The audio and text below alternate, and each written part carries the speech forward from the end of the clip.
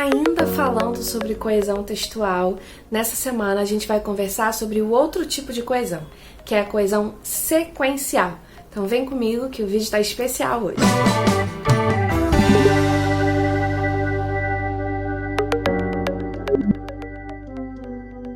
Oi gente, tudo bem? Professora Helena aqui.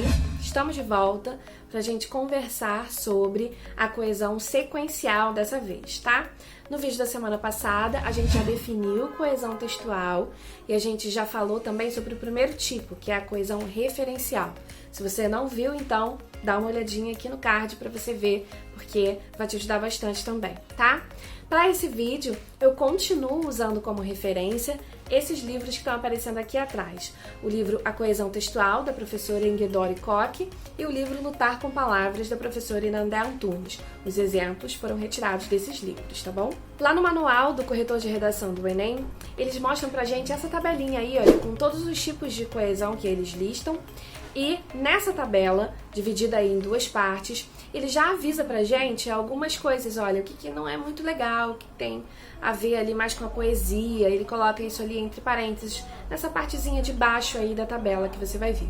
Então, o que eu vou fazer contigo hoje? A gente vai analisar ponto por ponto agora da coesão sequencial e vamos ver exemplos para cada um desses pontos e eu vou te explicar o que é bom, o que não é bom, o que pode, o que não pode fazer numa dissertação argumentativa e por quê, tá bom? Então, fica aqui comigo que vai ser muito bom, tá? Começando então aí pela definição, o que é a coesão sequencial de acordo com a professora Ingedori Koch. Olha lá. A coesão sequencial diz respeito aos procedimentos linguísticos por meio dos quais se estabelecem entre segmentos do texto diversos tipos de relações semânticas e/ou pragmáticas à medida que se faz o texto progredir. Ou seja, são procedimentos que a gente usa na construção do texto para fazer com que o texto avance mantendo uma ligação na forma. Esses recursos linguísticos têm a ver com usos da linguagem, portanto, da forma textual. Então, enquanto na semana passada a gente conversando ali sobre a coesão referencial, viu que o objetivo é estabelecer essa relação entre uma palavra e outra, aqui o objetivo é estabelecer uma sequência e fazer avançar o texto por meio dessa sequência, tá? E a gente vai ver que isso pode também ser feito de duas maneiras, assim como a gente viu na coesão referencial. O primeiro tipo é a chamada sequenciação parafrástica. É aquela que está um pouco além da própria construção da frase, tá? Então ela fala ali, olha, tem-se sequenciação parafrástica quando na progressão do texto utilizam-se procedimentos de recorrência, ou seja, formas de ter uma estrutura que vai aparecer sempre, né, com recorrência, com frequência. E a gente vai ver aí logo de cara o primeiro tipo ali, que é a repetição de mesmos termos. É uma forma, é uma estratégia de coesão, a repetição de mesmos termos, como por exemplo na frase, e o trem corria, corria, corria, né? Para dar a ideia de que corria muito. Qual é a questão importante? Essa é uma estratégia mais própria de uma linguagem poética ou de uma linguagem informal em outros contextos. Então, não é muito bom usar em texto dissertativo argumentativo. O próprio manual do Enem fala isso pra gente. Então, essa repetição do mesmo termo, muito pertinho uma da outra, a gente vai evitar fazer, tá? É importante você ter isso aí em mente. A gente falou na semana passada sobre como que dá pra fazer repetição. Então, se você não viu, volta no vídeo da semana passada pra ver, tá bom? Outro uso aí da sequenciação parafrástica é aquela em que ocorre a repetição da mesma estrutura sintática. A estrutura sintática não é a mesma palavra, são coisas diferentes, tá? Que a gente chama de paralelismo sintático, ok? Vou dar um exemplo aí pra vocês. Olha, gosto de estudar e de trabalhar. O que a gente tem aqui de paralelo, de repetição da estrutura? O verbo gostar pede aí complemento. E esse complemento está aparecendo duas vezes, ele gosta de duas coisas. E essa relação entre essas duas coisas é que precisa estar paralela na maneira de apresentar. Ele fala, gosto de estudar e de trabalhar. Como que seria sem o paralelismo, sem a manutenção da mesma estrutura sintática? Seria algo como isso daí, olha, por exemplo, gosto de estudar e do trabalho. Percebe a diferença? No primeiro, a gente tem a forma verbal, estudar. E no segundo, a gente tem a forma nominal, do trabalho. Então, a estrutura das expressões não está a mesma. O sentido está igual, mas a estrutura das expressões não é paralela, não é parecida. Então, para a gente manter aí a coesão, é interessante respeitar o paralelismo sintático. Por questões de organização, e aí isso é uma escolha da prova do Enem, o manual diz lá que isso não é cobrado na coesão, na competência 4. Isso é cobrado na competência 1, como uma questão de modalidade escrita, tá? De qualquer maneira, é importante para o seu texto o paralelismo, tá bom? Ele vai ser pontuado de qualquer forma, só que na competência 1, ok? Mesmo sendo um recurso que, quando a gente estuda dentro de coesão textual, tá? Outro tipo aí de sequenciação parafrástica é a repetição do conteúdo semântico. Agora, a gente está falando do significado e não mais da estrutura da frase, ok? Então, olha lá.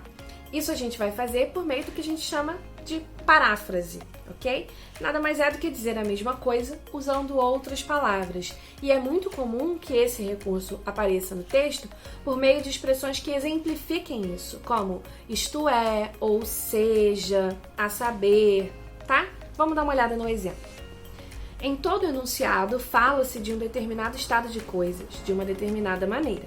Isto é, ao lado daquilo que se diz, há um modo como aquilo que se diz é dito. Então tem esse uso aí do isto é, né?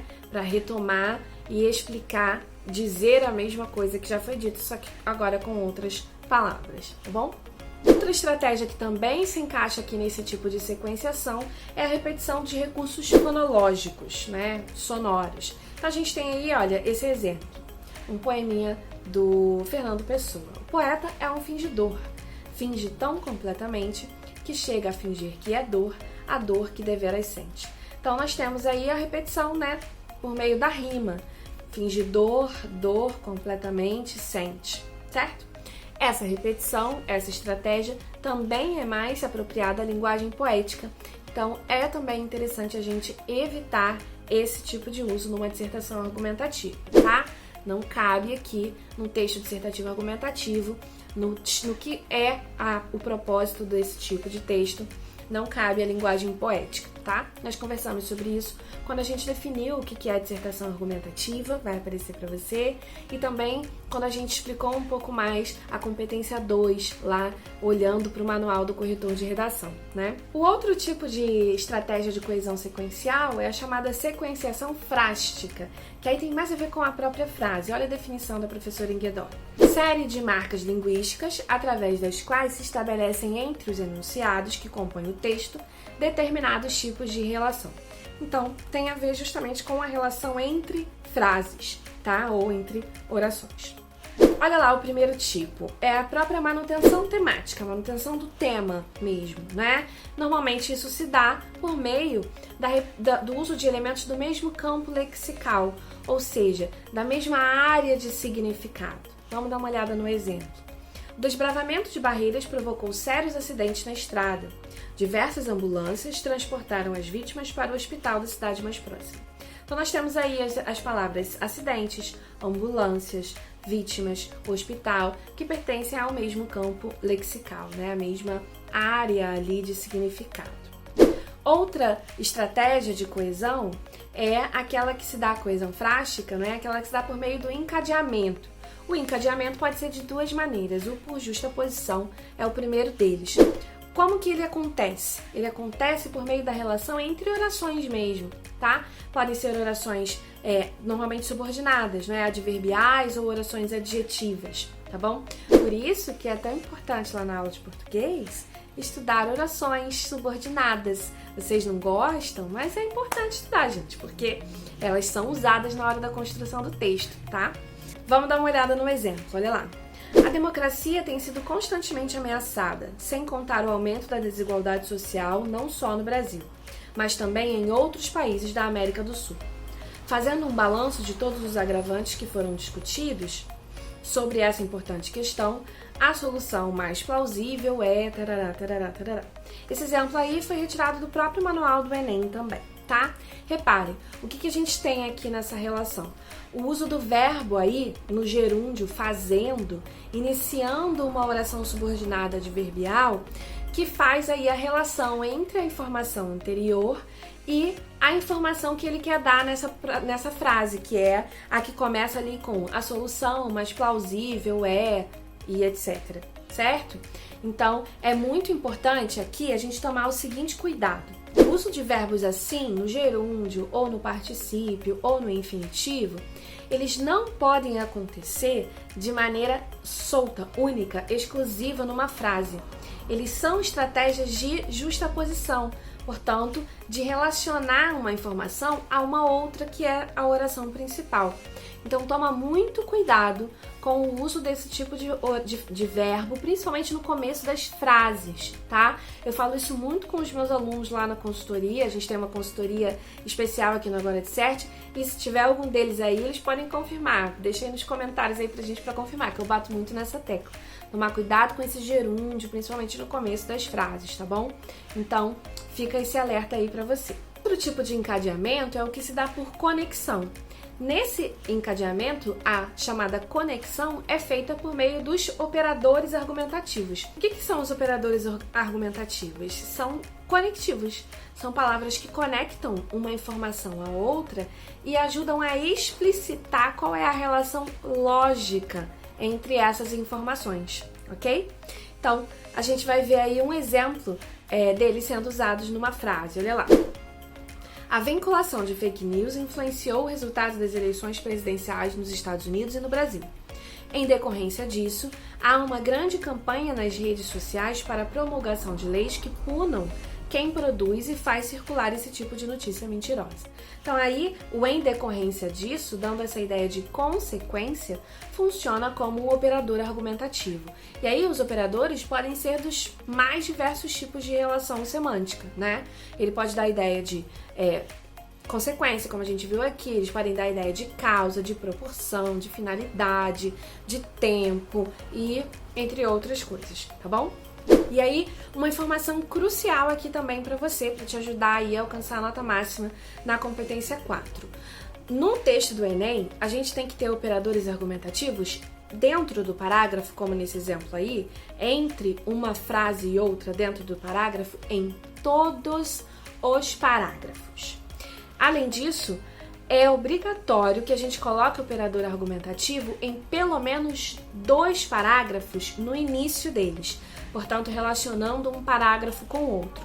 Se você quiser fazer em mais parágrafos, né, em 3 parágrafos, nos 2 do desenvolvimento e no da conclusão, ou se você faz 3 parágrafos de desenvolvimento, né, dá para fazer até em 4 parágrafos, em todos eles pode. Mas, no mínimo, para conseguir a nota máxima, a gente tem que ter em 2 deles, ok? Então, fica esse lembrete aí para você também. E é isso, a gente termina aqui então a nossa aula de coesão textual. Espero que você tenha gostado. Deixa aí o seu comentário, deixa a sua sugestão, sua pergunta, caso você tenha, que a gente responde pra você, tá? Não esquece de se inscrever aqui no canal, sua inscrição é muito importante pra gente, ajuda a gente a crescer e, portanto, a continuar mantendo aqui esse trabalho do qual a gente gosta muito, tá bom? E siga a gente também lá nas redes sociais, a gente tá no Facebook, no Instagram e no Twitter, onde a gente também traz conteúdos novos pra você, além desses que a gente traz aqui no YouTube, tá bem? Não se esquece, gente, de que pra tirar uma nota boa no Enem é preciso fazer redação, né? Você tem que praticar. A gente tem temas de redação pra você gratuitos toda semana, então eles estão lá nas nossas redes sociais, você pode entrar lá e procurar. E caso você queira ter a sua redação corrigida por uma das professoras aqui do Agora de Cert, entre em contato com a gente pelo formulário que tá aqui na descrição, tá bom? É isso, um beijo, a gente se vê na semana que vem.